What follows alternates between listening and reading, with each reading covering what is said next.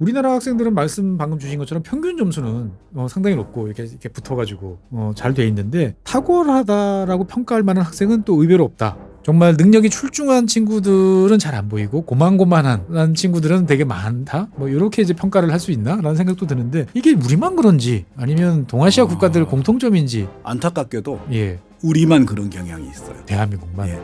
일본하고 싱가포르 그러니까 걔네도 약간 그러긴 하지만 우리만큼 심하진 않아요. 이게 왜 그런가요, 보면?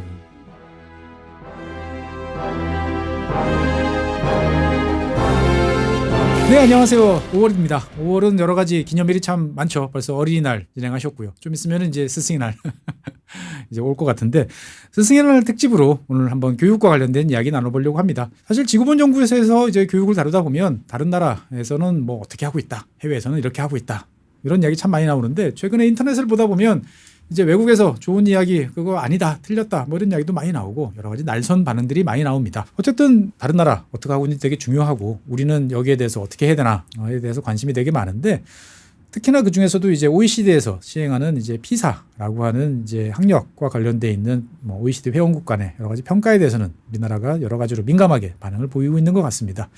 그래서 오늘은 뭐 OECD 차원에서 이루어지는 국제 교육과 관련되는 비교 연구 이걸 도대체 어떻게 해석하고 우리는 여기서 뭘 배워야 되나 이런 주제로 한번 이야기를 나눠보려고 합니다. 우리나라 최고의 이제 피사 전문가이신 권재원 선생님 오늘 자리에 모셨습니다. 안녕하세요, 선생님. 안녕하십니까? 네. 예. 최고는 최고십니다 보면은.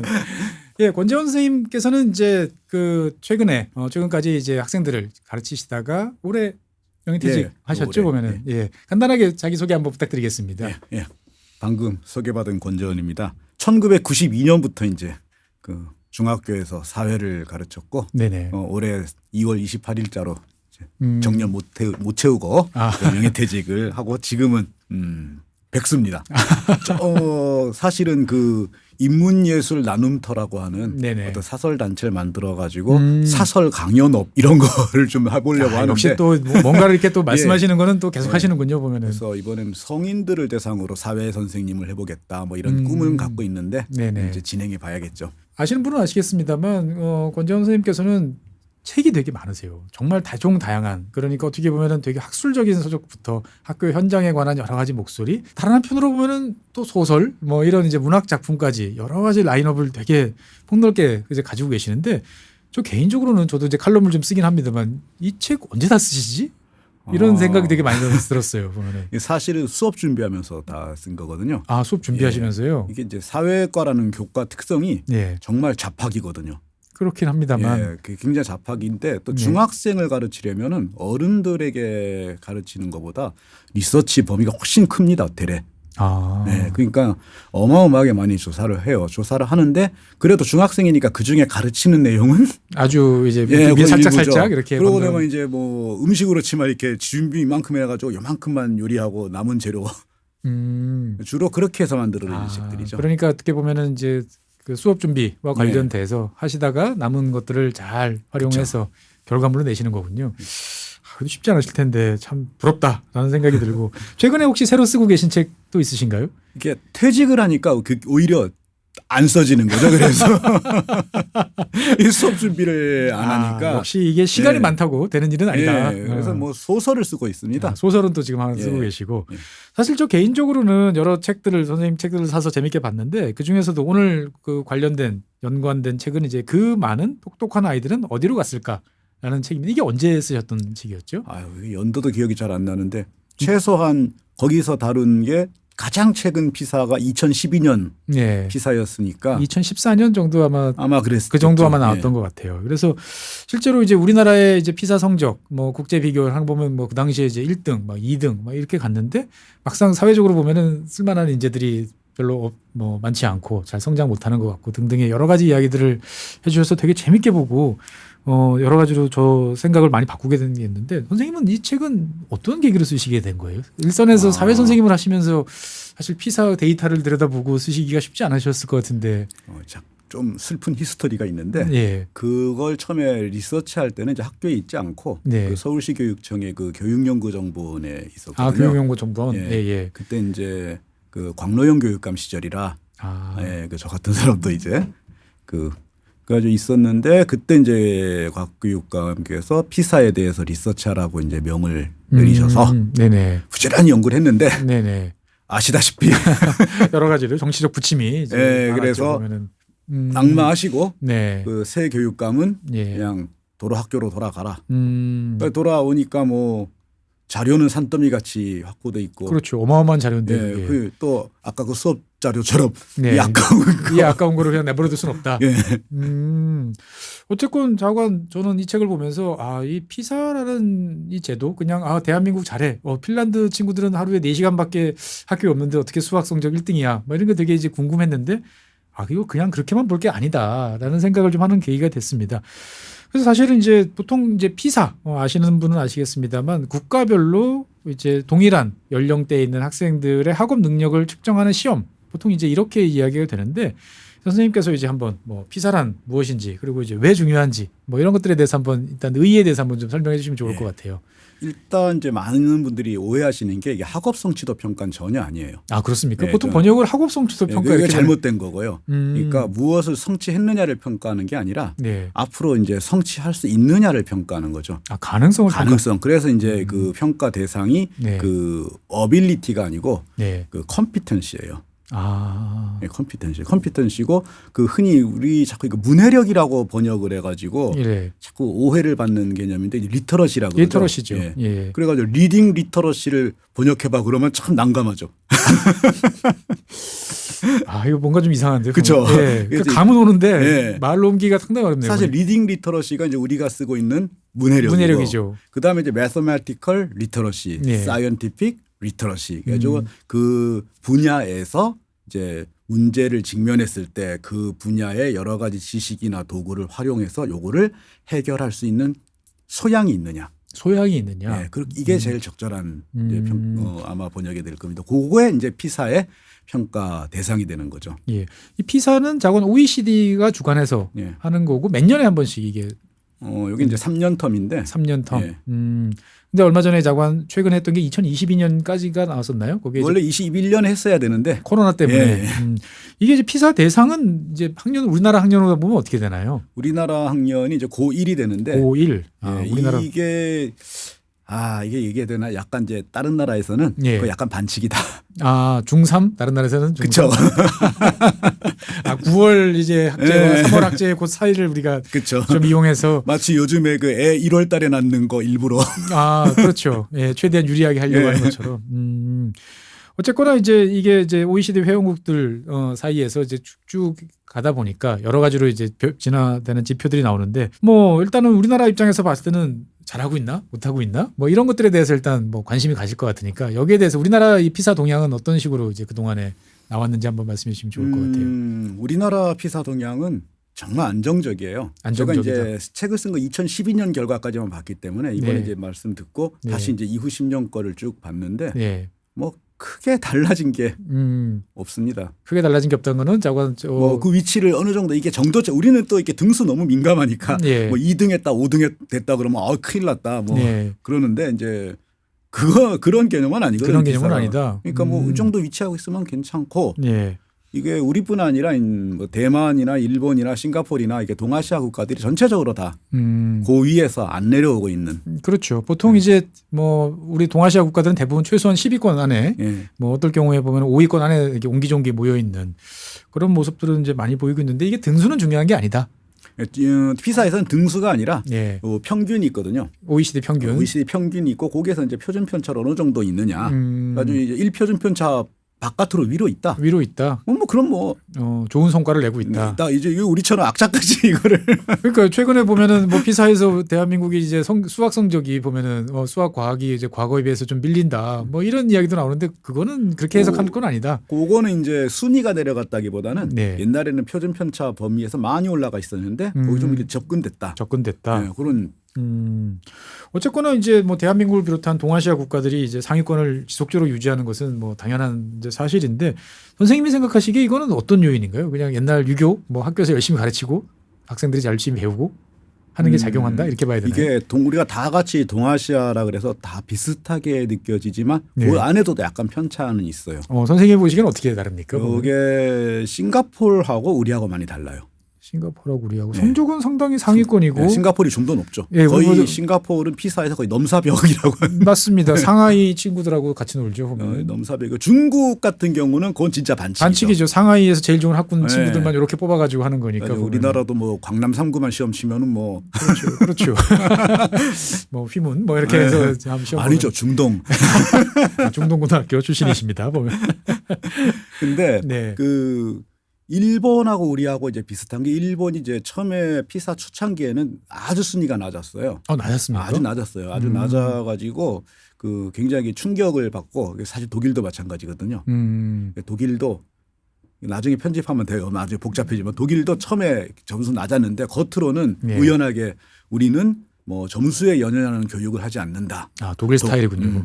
동아시아 애들처럼 뭐 후드려 패가지고 말이 좀 그런 동아시아 애들처럼 강압적으로 학습시키는 건 바람직하지 않다라고 해놓고는 뒤로는 도대체 뭐가 문제야? 그래가지고 열심히 해가지고 흔히 우리 독일 교육 그러면 어느 교수님 막 다니면서 자랑하는 것처럼 뭐 입시 교육이 아니라 뭐 직업 교육 강화하고 뭐 저거 하시는 분 계시잖아요. 그거는 옛날 이상이죠. 그거 엄청나게 줄이고 대학 진학률도 50% 넘어갈 정도로 독일 교육 많이 바뀌었거든요. 그래서 독일 순위 지금 높습니다.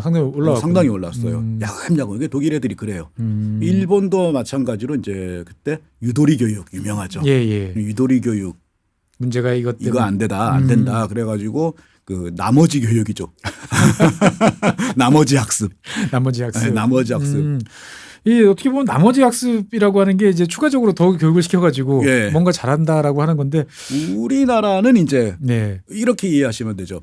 그 반평균 높이는 가장 좋은 방법은 잘하는 애들 푸시하는 거 아니거든요. 그렇죠. 저 밑에서 보면 평균 까먹는 친구들을 어떻게든 위로 끌어올려야 되죠. 이제 보면. 뭐 걔네를 보면은 숙제라도 내면은 벌써 수행평가 점수 이렇게 기본 점수 받고 뭐 그다음에 뭐 이렇게 한문책 갖다 놓고 막 암기시키고. 그냥 그림 대충 외워가지고. 그렇죠. 그래서 동아시아 나라들이 그 부분에서 강해요. 그러니까 우리는 이제 이 상위권하고 하위권하고 이게 좀 좁다. 좁아요. 미국이나 유럽이나 이런 데는 이렇게 사회경제적 배경도 겹치는데 나중에 또 나올 얘기지만은 걔네는 하위 영역에 있는 집에서 부모들이 자녀 교육에 관심 없어요. 학교 출석 동료관이라는 직업이 있잖아요. 출석 동료관. 학교에 제발 좀 나와라고 돌아다니면서 이렇게 인센티브 주고 애들 학교 때리고. 뭐 브라질도 그랬었죠. 근데 뭐 그 집에서는 얘가 주유소 가면 돈 벌어오는데 학교를 왜 가냐. 뭐 이런 식이죠. 미국도 그런 상황이 종종 많죠. 근데 우리나라 같으면은 내가 엄마 아빠가 밥은 굶어도 그렇죠. 당연히 최소한 애를 학교에는 보내요. 학교에 안 간다? 그러면 이거 뭔가 다들 머릿속이 이상해지는 거죠. 그러면 가가지고 아무리 멍 때리고 있어도 뭔가는 주워들었거든요. 그러니까 이 하위권이 굉장히 얕아요. 다른 전세적으로 봤을 때 보면은 이렇게 좀 눌려 이렇게 압착돼 있다. 근데 이제 문제는 질문하시니까 스포가 돼버리는. 아닙니다.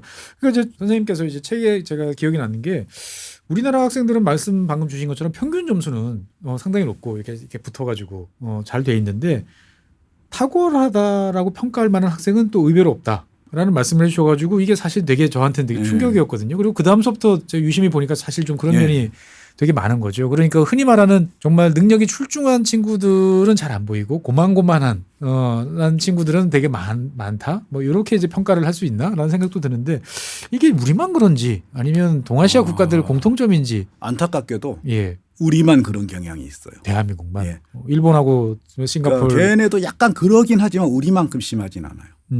이게 왜 그런가요, 보면? 그러니까 이게 사실 이게 굉장히 심각한 게 뭐 반도체 뭐 어쩌고 AI도 그렇고요. AI 얘기를 하는데 그 풀이 우리가 대만이랑 일본이랑 이런 데 비해 훨씬 풀이 좁을 수밖에 없는 거죠. 언제부턴가 우리가 사실은 그런 거에 대해서 이제는 못 쫓아간다? 왜 우리는 이렇게 낭중지추처럼 치고 나와서 뭔가를 돌파해내서 뭘 하는 친구들이 없지? 라는 생각이 했는데 이게 여기랑 연관된다고 봐요. 연관되는데 그게 최고로 똑똑한 애들이 없는 게 아니라 걔들이 낭비를 하고 있는 거죠. 좋은 친구들이 자신의 능력을 더 발전시키기보다는 엉뚱한 쪽에 힘을 쏟고 있다. 그 엉뚱한 쪽이 이미 다 아는 거. 그렇죠. 이미 다 알아버린 거. 이미 다 알지만 실수는 하지 말아야 되고. 그래서 하고 또 하고 또 하고 그런 거예요. 이게 그러니까 이렇게 이해하시면 되는 게 80점 받던 학생이 이것도 성적 점수로 자꾸 애들 줄 세운다고 욕먹을 아닙니다. 그게 제일 직관적이에요 보면은. 80점 받던 학생이 한 95점까지 올리려면 노력 많이 해야겠죠. 그렇죠. 그리고 그거 상당히 의미 있는 노력이에요. 네네. 근데 95점 받은 학생이 97점 받으려고 하면은 죽습니다. 죽죠. 네, 죽어요. 죽어요. 제가 이건 정말 잘 압니다. 보면. 근데 그 2점이 그 정도로 가치 있는 거냐는 거죠. 맞아요. 저 어릴 때 정말 그런 생각 많이 들었거든요. 그냥 하다 보면은 한 94, 5점까지는 어떻게 되는데 또 깨알같이. 뭐 자랑인지 모르겠지만 주변에서는 왜 97, 100 못하냐라고 하는데 저는 그걸 못하겠더라고요. 근데 제 친구들은 처음에는 야 이리 와봐 내가 가르쳐줄게 했는데 나중에 시험 보면 그 친구들은 이제 그 성적을 내죠. 3년 내내 고등학교 내내 사실은 제일 큰 스트레스가 거기였어요. 이게 요거는 이제 방송이 부적절할 수도 있는데 여담으로 저 대학교 다닐 때도 보면은 저 서울대 나왔잖아요. 그 사범대 학생들이 제일 똑똑해요. 오히려 법대나 이런 데들보다. 왜냐하면 이제 거기서는 이제 그냥 그 단순 반복적인 그 해서 실수하지 않는 능력을 최대한 키운 친구들이고. 그래가지고 그 교양 과목 신청할 때 법대 애들 많이 듣는 거 골라다니면서 양민학사를 또 이렇게 그 양민학사를 하는 건데 이제 사범대 애들이 대체 어떤 애들이냐면 두 종류였거든요 그때. 공부를 어느 정도 했더니 아까 말씀대로 막 94, 5점은 나와. 근데 지루해. 그렇죠. 딴 거 해. 딴 거 하다 보니까 전교 1등을 못 해. 그런데 학력고사를 치면 기본은 있어가지고 뭐 그때 기준으로는 이게 세례 나오네. 그때 기준으로 290대는 나와. 340점 만점에 290대는 나와. 그러면 딱 견적이 그때는 그렇죠. 인문계 기준으로 보면 뭐 쌍계도 그렇고 그렇게 되는 거죠. 그런데 거기 그 시간 동안에 다른 거 했던 거 이게 이제 애들을 되게 스마트하게 만드는 거죠. 사실 말씀 듣고 저는 정말 얼마 전에 이제 페이스북을 보다가는 생각이 난 케이스가 있어요. 저 이제 한 번도 뵌 적은 없지만 오랫동안 봐서 꼭 잘 아는 분처럼 보이는데 이분이 이제 한국에서 일하시다가 원래 이제 미국계 회사에 있으시니까 이제 미국으로 가셨죠. 그래서 자녀랑 이제 같이 갔는데 아들이랑 같이 갔는데 아들이 도대체 뭘 하나 한국에선 되게 이렇게 스마트한 친구였는데 가서는 처음엔 되게 우왕좌왕 막 하는 것 같더니 어느 순간인가부터 이제 로봇 대회 로봇끼리 싸우고 무슨 문제 풀이하고 하는 뭐 6인 1조 5인 1조 하는 이 대회를 하는데 사실 그거 한다고 뭐 특별하게 뭐 재미는 있겠으나 뭐 하는 여러 가지 생각이 들었는데 이거를 꼭 도장 깨기처럼 동네 대회 그다음에 이 시 카운티 대회 주 대회를 막 이렇게 하면서 정말 놀라운 퍼포먼스를 보이는 것들이 나오더라고요. 보면은 막 밤새서 친구들끼리 막 공부하고. 그거 미국에서 굉장히 핫하거든요. 뭐 그러다 불나면 제일 좋아하고. 어쨌든 뭐 거기도 이제 사교육이 좀 있긴 하더라고요. 보면은 그런 쪽이 있긴 합니다만 이게 차이인가라는 생각이 되게 많이 들었어요. 그러니까 그 최상층의 아이들이 괜히 킬러 문제 하나 더 풀겠다고 밤을 새우고 그러면서 그 잠재력을 다 깎아먹고. 선생님이 보시기에는 학생들의 잠재력은 이 중학교에서 고등학교 넘어올 요 때가 사실 제일 중요한 시기다. 뭐 사람마다 다 다르긴 하겠습니다만 조금은 냉정하게 얘기를 하면은 중학교 졸업할 때 모습이 그냥 평생 갑니다. 그동안 30년 넘게 이제 교직 편을 잡으시다 보니까 딱 보시면 간혹 이제 그 선생님들이 잘 빠지는 함정이 뭐냐면은 내가 얘를 이렇게 바꿨어. 이건데 정말 어쩌다 한번 만나는 행운이 있거든요. 그거에 너무 이렇게 몰입하면은 많은 걸 놓치죠, 사실은. 아주 드물고 고등학교는 더 드물고 특히 여학생 같으면은 더 힘들죠. 이미 중3 때 끝났죠. 이미 중학교 때 어떻게 보면 평생의 모습이 다 보인다, 투영된다. 그 피사에서 괜히 그 나이 때 평가하는 거 아니거든요. 그렇게 보면은 확실히 이해되는군요. 그러니까 어쨌든 가장 결정적인 시기에 있는 사람들을 대상으로 조사를 해야 되는데 그게 우리로 따지면 고1, 중3 요때 시기다. 그래서 그 피사 그러니까 OECD 이쪽에서는 이렇게 보는 거예요. 고등학생을 뭐라고 부르냐면요. 영 어덜트라고 불러요. 영 어덜트. 사실은 교등학생이면 경제활동 인구지 않습니까? 나가서 돈 벌어야 되는 인구지 않습니까? 그래서 고등학교 이상부터는 공부는 지 알아서 하는 거예요. 자기가 알아서. 이건 교육의 대상이 아닌 거죠. 이거는 자기가 이제 학습하는 거고 교육 조금은 그래도 어른이 시키는 교육은 시켜서 이거는 이제 제도로 시키는 교육은 중3이 끝이다. 그러니까 그 시점에 딱 테스트를 해서 얘가 이제 앞으로 할 수 있는지를 보겠다는 거죠. 그러니까 어떻게 보면 그 사회 교육 시스템이 학생한테 얼마만큼의 영향을 부여했는지 그리고 그 사람이 그 학생이 얼마나 잘할 수 있는지를 평가하는 게 피사다. 그리고 그 결과는 굉장히 이제 조금 냉정하고 잔인하게 표현하자면 한국은 성실하게 어느 정도 아웃풋을 낼 수 있는 중상권 노동자들은 예. 야만히 배출하고 있는데 네. 정말 이끌어 나갈 네. 그 리딩할 수 있는 사람은 부족하다. 부족하다. 이게 어떻게 보면은 딱 우리가 2010년대 중반 이후부터 뭔가 느끼는 답답함을 그냥 설명해 주는 것 같아요. 예. 그래서 실제로 그걸 보고 그 교육계에서 많은 변화가 사실 있었거든요. 많이 있어가지고 그게 여러 가지 뭐 교육 혁신이란 이름으로 네네. 또 혁신학교란 이름으로 이게 지식 암기 위주 교육이 아니라 네네. 그 맨날 다니면서 강연하는 교수님은 우리나라 교육계에서는 아무 변화 없었던 것처럼 말씀을 하시는데 아닙니다. 어마어마하게 그렇죠. 많이 변했어요. 그리고 각 대학에서 학종의 비율이 늘어나는 것도 네. 다 그 흐름 속에 있는 거죠. 막상 이제 학생들 저도 뭐 아이가 이제 고3이라서 그렇지만 뭐 이야기를 들어보면은 그런 얘기를 많이 하더라고 학생들끼리도. 그 학종에서 좋은 성적 나오는 친구가 학교에서 대학교 가서 공부 잘할 것 같아요. 이런 그렇죠. 얘기를 많이 하더라고요 보면은. 당장 기업부터도 바뀌기 시작한 게 우리 옛날처럼 입사 시험 이런 거 안 하잖아요. 지금 삼성만 1차 시험 예. 이제 보고 나머지는 없죠 보면은. 그냥 말하자면 기업도 학종으로 뽑거든요. 그렇게 따지니까 예. 바로 이해되네요. 예, 학종으로 뽑고 대학도 학종으로 뽑고 그러니까 당연히 학교 교육도 거기 맞춰서 가면서 많은 변화가 있었는데 네. 2018년에 문재인 대통령이 갑자기 정시 확대. 수능 정시 확대 이렇게 되면서 그 모든 공든탑이 다 무너지고 지금은 그냥 일대 혼란기다. 혼란 아사리판이 됐어요. 그러니까 선생님이 생각하시기에는 2018년이 어떻게 보면 변곡점이었다. 네. 그래서 우리가 갑자기 잠재력이 갑자기 꺾였다라고 느껴진다면 네. 딱 그 시점이라고 시점이다. 보시면 돼요. 사실 우리나라가 뭐 K-팝도 그렇고 제가 쓰는 소설이 K-팝 헌정 소설입니다. 좋아하시죠, 선생님? 예. 예.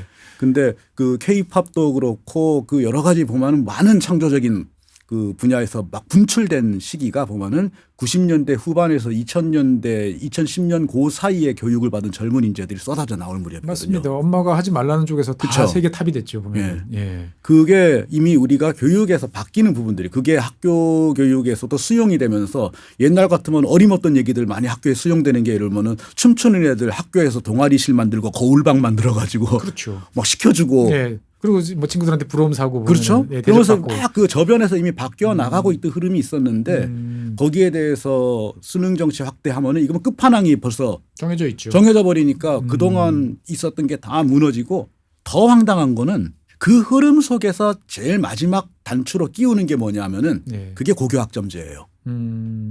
현재 이제 뭐 저희 딸내미도 이제 고교학점제 첫 번째 대상이긴 합니다만 이건 좀 이상하다 싶은 생각이 그게 많이 이상할 수밖에 없는 게 고교학점제는 이런 학교 혁신이 쭉 진행이 돼서 네. 마지막으로 고등학생쯤 되면 애들이 네 공부할 거를 너가 자주적으로 선택해서 네. 포트폴리오를 짜듯이 수업을 짜라 이거거든요. 이거는 당연히 완전 학종 세팅이죠. 그렇죠. 그래서 이제 뭐 옆 학교에 가서도 수업도 듣고 그쵸? 필요하면은 인근 대학에 가서 이제 뭐 필요하면 들을 수도 있는 거고. 보면은. 그런데 학종을 공공의적으로 만들어 가지고 수능 정시를 확대하면서 기존에 진행되던 고교 학점제는 또 일모를 안 시킨 거예요.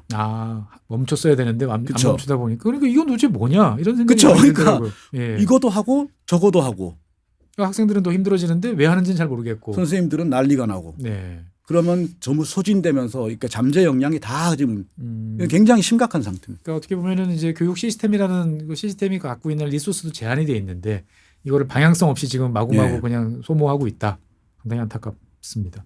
어쨌든 저는 이제 이 피사와 관련된 이야기를 하다 보면 궁금한 게 우리나라에서도 피사 시험 보는 친구들이 있을 거 아닙니까? 선생님께서도 아마 이제 보셨을 텐데 이 친구들은 시험을 딱 보면 나름대로 국가대표라는 걸 본인이 알고 이 시험을 봅니까? 당연히 알고 보죠. 알고 봅니까? 예. 이 친구들 마음가짐은 어떤가요? 제가 피사 시험에 선발된 애들을 보지는 못했어요.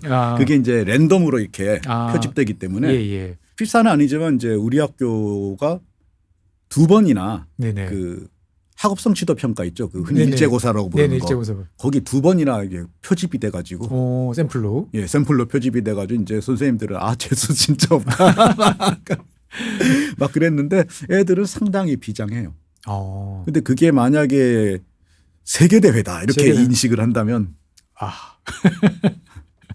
여러 가지로 생각이 참 많이 듭니다만 어떻든 간에 선생님 말씀 종합해 보면 대한민국은 그냥 상위권의 성실한 괜찮은 친구들을 많이 만들어내는 데는 성공한 시스템을 운영해 왔는데 그 다음 단계로 지금 넘어가지 못하는 게 우리의 지금 현 모습이다. 그거면 다행인데요. 네, 오히려 그나마 싸운 것도 이제 말아먹고 있다. 그 다음 단계로 가기는커녕 지금은 가장 기본적인 단계도 장담 못하는 쪽으로 가고 있죠. 과거에보다 오히려 후퇴할 가능성이 크다. 그게 일단 가르칠 수는 있어야 되거든요. 네네. 기본적인 가르치려면 공부라고 하는 게 하기 싫잖아요. 그렇죠. 어느 정도 약간 억지로 시키는 면이 있어야 되거든요. 어느 정도는 필요하죠. 예, 근데 그 부분이 전혀 먹힐 수 없는 분위기가 된 거죠 지금. 그래. 기분 나빴어요. 그러면 아동학대가 되는 거예요. 아, 그러니까 어떻게 보면 교육의 가장 기본 전제 조건이 무너지다 보니까 과연 이제는 가르칠 수 있느냐라는. 그러니까 피사고 뭐고 그건 나중 얘기고. 그러니까 어떻든 배워서 익히고 내가 뭔가를 몸에 체득한다라는 그 과정 자체가 지금 불가능해지고 있다. 점점 그렇게 되어가고 있죠. 그래서 2023년이 그때 막 네네. 여러 가지. 그 여름에서부터 9월 사이가 뭔가 우리 사회에 굉장히 뭔가 강한 경고 사이렌이 울린 거거든요. 항상 경고는 있지만 무시당하죠. 또 보면은. 네, 어쨌든 뭐 다시 피사 이야기로 좀 돌아와서 보면은 전 세계적으로 한번 뭐 이야기를 좀 옮겨보겠습니다. 이 피사 평균을 보면 묘하게도 전 세계적으로 봤을 때 평균적으로 보면 2010년을 전후한 시점부터 이게 좀 그래프가 내려가는 모습이 보이고 있어요. 그런데 싱가포르만 이렇게 쭉 올라간단 말이죠. 그래서 저는 맨 처음에 봤을 때는 내려가고 있어서 이게 시험이 어려워지나라고 하다가 그 다음에 다 내려가고 있길래 전 세계적인 스마트폰 영향인가? 뭐 이런 생각도 해봤는데 싱가포르는 또 올라가고 있으니까 이게 도대체 어떤 요인이 작용하나 이게 되게 궁금해지더라고요. 안 그래도 이제 싱가포르 같은 경우는 저도 흥미가 있어가지고 그 곽교육감 시절에 이제 학교의 안매인 그 기회에 또 갔다 오기도 하고 그랬는데 일단 2010년 전후해 가지고 전 세계적으로 뚝 떨어진 거는 그 분야 전문가시니까 그거 바로 알아챘을 것 같은데. 저는 잘 모릅니다. 눈치가 의외로 없어요. 금융위기죠. 금융위기, 08년 금융위기. 금융위기가 터지면서 이게 빈부격차가 굉장히 확대된 거예요. 그러니까 이제 그때 피해를 보신 분들은 자녀들을 학교에 제대로 보내지 못하거나. 그렇죠. 그래서 그때 한국 교육계에서 그렇게 막 서방 정토처럼 바라보던 핀란드도 그때 추풍낙엽처럼 추풍낙엽처럼 떨어지고 막 그랬거든요. 근데 동아시아 같은 경우는 아까 말씀드렸지만은 밥은 굶어도 학교는 그러니까 그 영향을 안 받는 거예요. 다른 게 줄어들죠. 다른 그렇죠. 게. 다른 소비가 줄고 뭐 경기가 안 좋고 뭐 문화 활동이 줄어들어도 그거는 끝까지 이제 버틴 그런 면이 크고 싱가포르 같은 경우는 사실 핀란드도 마찬가지인데 교사의 성장에 투자를 많이 해요. 싱가포르도 그렇습니까? 우리나라나 일본은 그거 굉장히 무시하거든요. 네네. 그 점에서 싱가포르는 좀 달라요. 그래서 어나더 레벨이죠. 어떤 식으로 투자를 하냐면은 교사가 성장할 때 루트 3개를 제시해서 컨설팅을 해줘요. 선생님들이 이제 경력을 쭉 쌓아갈 때. 그래서 너는 그 교육 전문가, 교과 전문가 쪽으로 가르치는 갈 거냐, 아니면 너는 아무리 봐도 행정 쪽이 더 좋은 것 같으냐, 혹은 너는 뭐 학교의 어떤 리더십을 발휘하는 쪽이 좋으냐 그래가지고 그 세 방향으로 성장을 해서 그 세 방향으로 승진을 하는 거죠. 근데 우리나라나 일본은 무조건 행정 원탑이죠. 그렇죠. 잘하면 행정으로 가야 되는 쪽인데. 그래서 저 나이쯤 돼가지고 여전히 교실에서 가르치고 있으면은 무슨 낙오자 취급을 하는 그런 분위기가 되니까 싱가포르를 따라갈래야 따라갈 수가 없는 거죠. 사실 이제 뭐 싱가포르도 그렇고 이제 핀란드 교육 같은 경우 특히 2000년대 초중반에 이제 되게 이슈가 이제 많이 됐던 기억이 나요. 그래서 정말 구름처럼 많은 교육 관계자분들이 이제 핀란드에 갔다 오셨고 서점에서도 이제 핀란드 특히 이제 수학과 관련돼 있는 교재 뭐 이런 것들이 나왔는데 저 개인적으로 되게 충격이 있었어요. 그때 핀란드 수학 교재를 봤는데 꼭 우리나라 옛날 80년대 90년대 그 뭐 구몬 수학이라고 해야 되나요? 그 단순 연산, 사칙 연산, 반복적인 뭐 세 자리, 두 자리, 뭐 나눗셈 뭐 이런 것들만 계속 이어지는 거예요. 이제 보면은.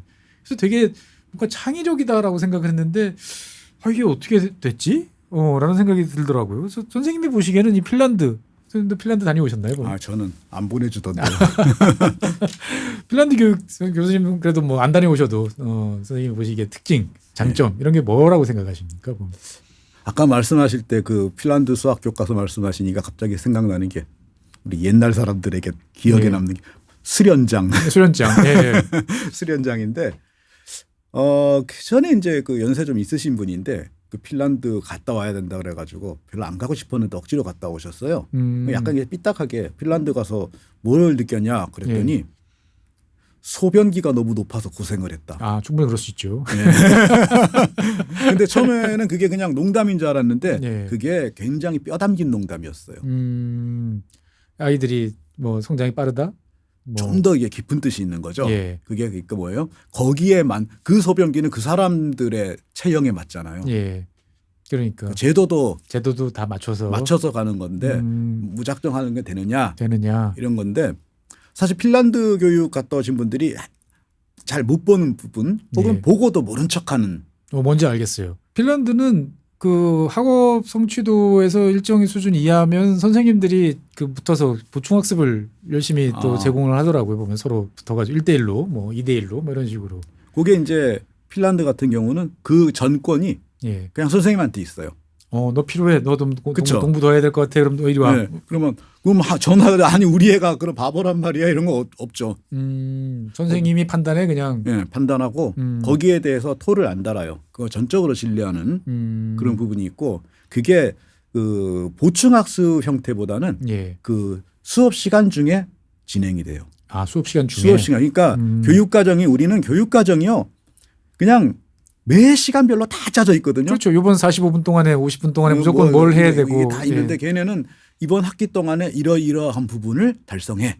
이런 수준이죠. 재량이 넓군요. 예, 그러면 이제 그걸 달성하기 위해서 내가 매터리얼을 어떻게 배치하느냐 이거는 학교에서 정할 일이지 그걸 정부가 짜주지는 않는다는 얘기예요. 아, 그러면 A 학교, B 학교, C 학교의 다 다르죠. 커리큘럼이 다 다르고? 다 다르고 다시 교실에 들어왔을 때 애들이 이런 애들 있잖아요. 그러면 또 거기에서 적용이 다 다른 거예요. 그래서 학생이 여러 명이 있으면 얘네가 한 교실이면 각각 다른 교육과정이 흘러갈 수도 있어요. 아, 흔히 말하는 뭐 저쪽 자동차에서 말하는 홀류 생산이 네. 가능하다. 그러면 선생님 한 분인데 그게 어떻게 가능하느냐? 그 아까 말씀하신 제일 못하는 애한테 선생님이 직접 붙어요. 직접 붙고. 그다음에 그 제일 잘하는 애들은 굉장히 도전적인 과제를 줘요. 과제를 알아서 과제를 주고 돌파할 수 있도록. 이게 그래서 롱텀 과제가 되기 때문에 일희일비하지 않고 네. 내가 이번 학기 중엔 이거 한번 내가 해보겠습니다. 그래서 가끔 가다가 이렇게 잘 돼가고 중간 그냥? 과정 한번 가져와봐 이러면 되는 거죠. 그런 게 이제 핀란드 교육의 강점이죠.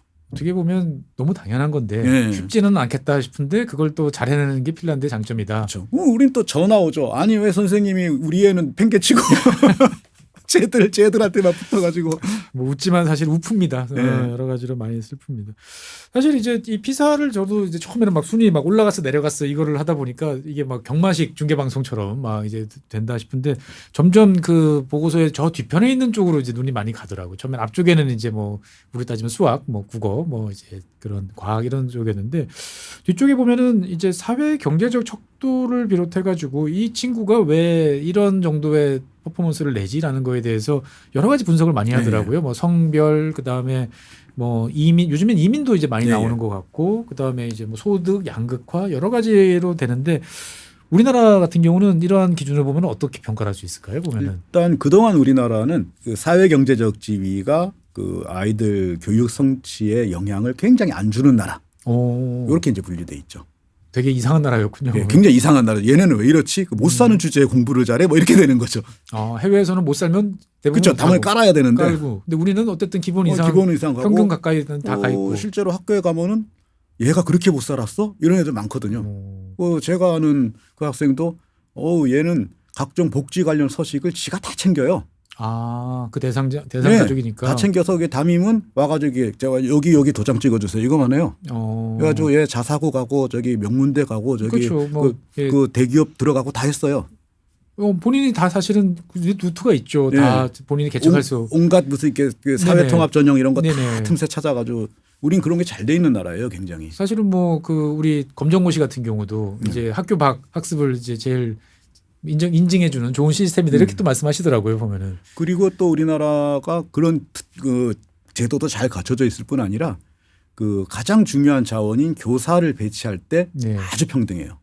우리는 생각해보면 그렇네요. 그냥 교대나 사대 나오셔서 그 임용고시에 합격을 하시면 그냥 무차별 배정이잖아요. 그냥 무차별 배정하는 거죠. 무차별 배정이잖아요. 그러니까 그 뭐 서울대 나와서 박사학위 가진 교사가 서울에서 가장 못 사는 지역에서 그건 뭐 복불복이죠. 그 복불복이죠. 그냥 단지 광역만 내가 어떻게든 뭐 이를테면 내가 좀 대도시 권역으로 좀 가고 싶어 정도만 선택하는 거지. 그게 다른 나라에서는 많은 나라에서 이게 상상을 못하는 일인 거죠 이게. 그렇습니까? 그 미국이나 브라질이나 뭐 그런 데서는 동아시아의 특징이기도 한 것 같아요. 동아시아 이게. 국가들. 어떻게 보면 그런 시스템이 나름대로 역할을 그동안 잘해왔다. 잘해온 거죠. 이게 그래서 소위 보수 진영에겐 이게 굉장히 눈꼴 사나운 풍경인 거예요. 그런 이제 어떻게 보면 무차별, 예. 평등 배정 뭐 이런 것들이. 세금도 안 내는 애들에게 네.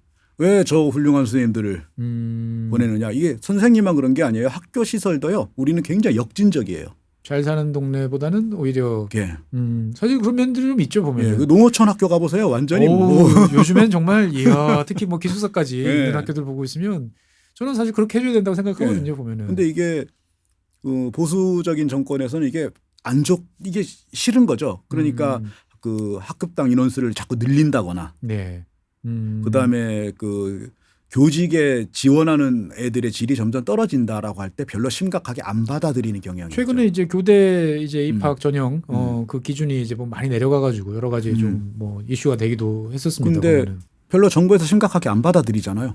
사실은 뭐 이제 지금 뭐 교원 수급 뭐 문제에 이제 너무 초점이 맞춰져 있다 보니까 더 그런가라는 생각도 좀 드는데. 그게 정치적인 부분이 있는 거예요. 근데 우리나라는 더 큰 문제가 네. 이른바 이제 민주진보 진영 정권도 똑같다는 거예요. 똑같다. 별로 관심 없어요. 별로 관심 없다. 미국 같은 경우는 민주당하고 그 교원단체는 굉장히 밀착돼 있거든요. 그렇죠. 그래서 민주당이 정권 잡으면은 이제 갑자기 교원 뭐 어떻게 예. 보면은 선생님들에 대한 여러 처우라든지 뭐 학교 프로그램들이 많이 바뀌다가 다시 또 예. 공화당 쪽에 가면 또 대거 또 다시 또 근데 백하는. 우리는 이러나 저러나 그냥 관심이 없고 그 사이에 이제 그 기둥뿌리가 이제 썩어 나가고 있는 그런 상황에 어쨌든 그래서 지금까지는 네. 그 영향을 안 받는 그런 나라였다라는 어떻게 거. 보면은 여러 가지 사회 경제적 변수를 뭐 이런저런 시스템 선생님들 뭐 지역 사회 다 우산을 잘 씌워가지고 학생들은 그대로 자기 갈 길을 가도록 만들어줬다. 만들어졌죠. 근데 최근 들어서 이제 우리도 남의 얘기가 아니게 된 게 예. 이주 학생들이죠. 이주 학생들. 예. 선생님께서도 많이 접해 보셨을 것 같은데. 이게 특히 이제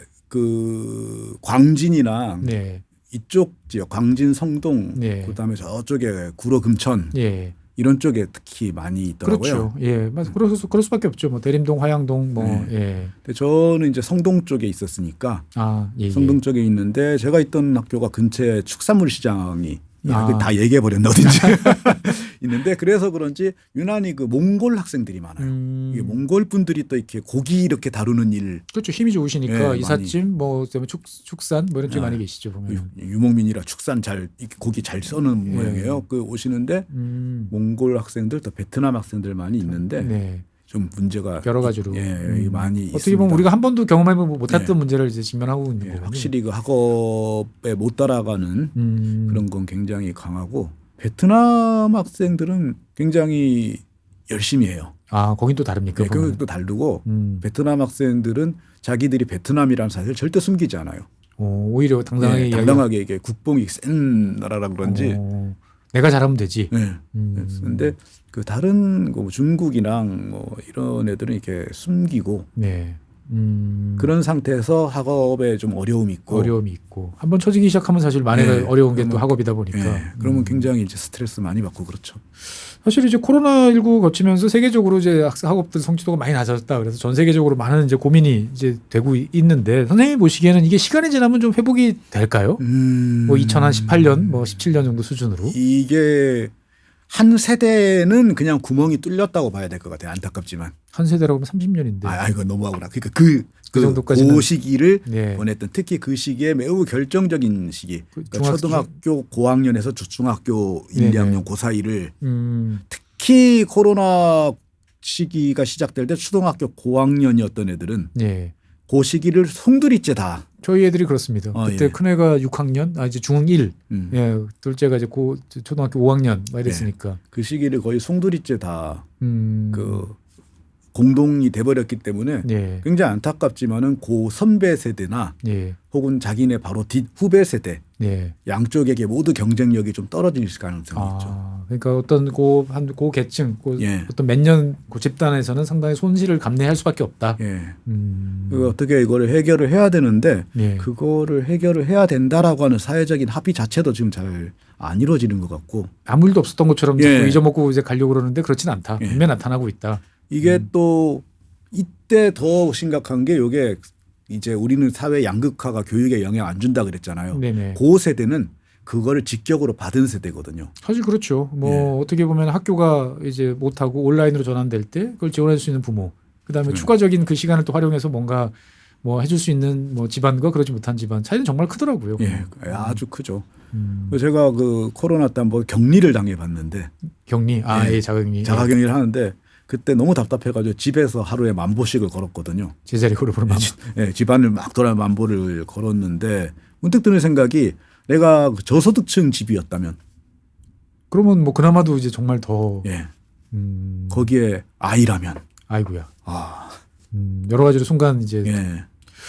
실제로 이 피사 결과를 보면 저는 그런 생각이 들어요. 우리나라뿐만 아니고 많은 국가들이 이게 미래가 별로 안 좋아지는 쪽으로 계속 가나라는 생각이 드는데 제가 맞게 보는 건가요, 이거는? 그게 뭔가 어떤 면에서 시대 전환 같은 느낌도 들고 네. 이게 그동안 우리 종교가 사회를 사람들을 묶던 시절이 있었죠. 한 뭐 1000년 이상 이렇게 묶어왔죠. 묶어왔다가 예. 그 다음에 그걸 묶은 게 말하자면 이제 보편인권의 개념이거든요. 네. 보편인권의 개념으로 이게 종교를 대신해서 우리를 묶어왔는데 뭔가 그 접착제 이제는 인권, 민주주의 이런 말이 심지어 미국이랑 유럽 같은 데서도 약간 조롱을 당하기 시작하는 뭐 그런 것 같습니다. 정치적 네. 현상들을 보고 있으면은 그런 움직임들이 막 일어나고 있으니까 뭔가 새로운 접착제가 필요한데 그게 뭔지는 아직 안 나온 게 아닌가 이런 생각이 들죠. 선생님께서는 이제 교육 현장에서 보시면 여러 가지 새로운 시도, 뭐 교육 과정, 뭐 기타 등등 있을 텐데 저 개인적으로 보면은 이제 그 미국이나 이런 이제 테크 기업들이 교육에 대해서 되게 신경을 많이 쓰고 특히 최근 들어서 AI와 결합된 뭔가 이런저런 이야기들이 많이 나오는 것 같아요. 근데 국내에서는 사실 뭐 AI 교과서를 둘러싼 정치적인 논쟁 빼고 나면 구체적인 뭐 이 사회적인 여러 가지 논의가 없을 것 같은데 선생님이 바라보시기에 어떻게 보면 이제 우리는 AI라든지 뭐 여러 가지 이제 새로운 뭐 기술의 시대를 같이 살 수밖에 없는데 교육은 이런 시대와 어떻게 같이 공존을 할 수 있을까요? 보면은 사실 이게 제일 처음에 나왔어야 되는 얘기인데 예. 피사 자체가 빅테크가 만든 거예요. 피사가 빅테크가 만들었다. 빅테크라고 하면 뭐 애플 뭐 그런 애플, 마이크로소프트 이런 데서 처음에 굉장히 중요한 역할을 했어요. 그렇습니까? 예. 여기 이제 피사의 개념 자체가 예. 평가하는 이제 목표가 있어야 될 거 아니에요. 네네. 그 목표가 그 21세기 핵심 역량이라고 하는 거거든요. 그걸 개발하는 프로젝트가 그 데세코 프로젝트라고 하는 거예요. 디피니션, 셀렉션, 그 키, 컴피텐시. 그 데세코 프로젝트가 97년에서 2000년 사이에 선행되고 네. 그리고 나서 이 역량이 이제 정해졌으니까 이걸 평가하는 도구로 이제 피사가 개발이 된 건데 그 프로젝트에 주로 빅테크들이 다 그 당시에. 펀딩을 한 거죠. 가만 생각해보면 그게 벌써 25년 전 일인데 이미 어떻게 보면 미래에서는 이런 인력들이 필요하고 그쵸. 이러한 성취를 거두는 사람들한테 뭔가를 해줘야겠다라는 생각을 한 거군요. 이미 한 거고 그래서 왜 유네스코가 아니라 OECD가 했을까 이걸. 거기에 답이 있는 거죠. 뭐 생각해보니까 원래 국제기구 중에서 교육이라면 당연히 유네스코인데 그쵸. 왜 OECD였을까요? 그러니까 이게 이제 걔네가 패러다임 시프트라고 하는 개념인데 네. 20세기까지는 자본이라고 하는 거 우리가 흔히 얘기하는 자본제. 네네. 뭐 공장, 기계, 뭐 설비 뭐 이게 설비. 뭐. 그래서 우리 자본주의라고 얘기하는데 요즘 많이 쓰잖아요. IP 그러잖아요. 예. IP가 자본이잖아요. 그렇죠. 그 IP는 어디서 만들어요? 그 사람의 그러니까 학교가 개념이 달라진 거예요. 이제는 학교가 말하자면 공장이 된 거예요. 그렇게 따지면 그 속에서 있는 학생들도 서로 상호작용을 통해서 뭔가를 같이 만들어내고 문제를 해결하고 그러니까 이 빅테크 입장에서는 두 가지 측면인데 하나는 우리에게 IP를 공공자원을 통해서 개발해서 얻으면은 이건 완전히 남의 돈으로 장사하는 거다. 그렇죠. 그러니까 여기에다 우리가 이 연구에 펀딩하는 거 어렵지 않다. 안 어렵죠 이거는. 안 어렵다.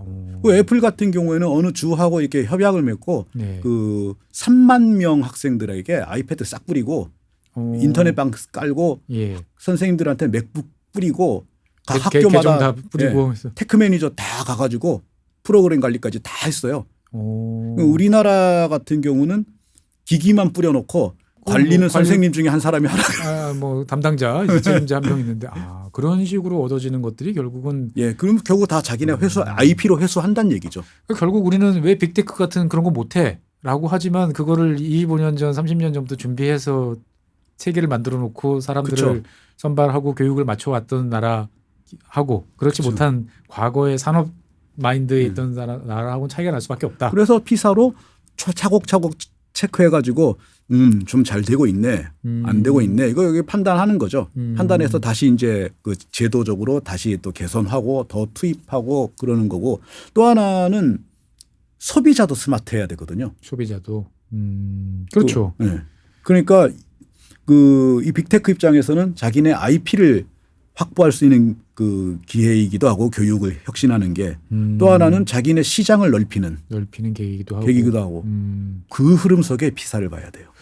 그 결국은 이제 우리가 뭐 1등이었다가 3등이에요. 이게 좋은 게 아니고 우리 입장에서 봤을 때는 자관 이 큰 흐름 속에서 우리가 어디쯤에 와 있고 그렇죠. 우리가 어떻게 보면 그 흐름을 따라가고 있는지 못하고 나왔는지를 봐야 되는데 우리는 그냥 등수 놀이에 그냥 20년을 날려보냈다. 그러다가 그나마 거기에 신경을 쓰면서 조금이라도 바뀌어가던 흐름을 2018년 이후에 단절시켜버리면서 오히려 이 흐름과 반대로 지금 과거 형태로 가고 있으니까 가고 있는 거죠. 결국은 그 인적 자원이 사회로 나왔을 때 이 21세기 2025년에 맞는 걸 할 수 있겠느냐 생각해 보면 그래서 그 의대 열풍이 네. 이런 거예요. 이미 기업은 그런 애들 필요 없거든요. 없죠, 사실은. 필요 없어 안 뽑아요. 네. 안 뽑는데 할 줄 아는 게 시험 쳐가지고 달달 외워서 통하는 영역이 하나 남았죠. 그 영역으로 마지막 사람들이 몰리고 그 전에는 이제 그 교직이 인기가 많았던 것도 임고라고 하는 형식이라 가지고 그 마찬가지로 한 번만 허들을 넘으면 그랬다가 보니까 야 이건 뭐 아닌 것 같다. 너무 힘들다. 그러니까 이제 마지막 남은 어떻게 보면 피사 결과는 그냥 순위 싸움이라기보다는 그 흐름을 이해하고 거기서 우리가 어떤 포지션이 있고 그게 사회 전체적인 흐름하고 어떻게 변하는지를 봤어야 되는데 우리는 그냥 좋은 순위 우리 앞나라에 있는 핀란드는 어떻게 하나 이것만 지켜보다가 결국 핀란드도 못 따라가고 싱가포르도 못 따라가고 우리는 우리 장점도 못 살리는 원래 있던 것마저 날리고 있다. 상당히 우울한 이야기지만 어떻든 뭐 스승의 날을 맞이하여 현장에서 많이 고생하는 선생님들께서도 여러 가지로 고민이 많으실 거라 생각을 합니다. 자관 뭐 교육 대한민국 사람들 제일 좋아하는 주제인 만큼 앞으로도 종종 선생님 다시 모셔가지고 이런저런 이야기 나누도록 해보겠습니다. 여러분들께서도 관련된 이야기 생각 남겨주시면 저도 다음번에 참고해서 활용할 수 있도록 해보겠습니다. 자관 긴 시간 동안 나와주셔서 좋은 말씀 해주신 권재훈 선생님 감사드리고요. 지금까지 시청해주신 여러분 고맙습니다. 스승의 날 맞이하여서 선생님들께 전화 한번 드려주시고 연락 주시면 다들 또 좋은 또 사회를 만들지 않을까 생각됩니다. 네, 오늘 준비한 상은 여기까지입니다. 고맙습니다.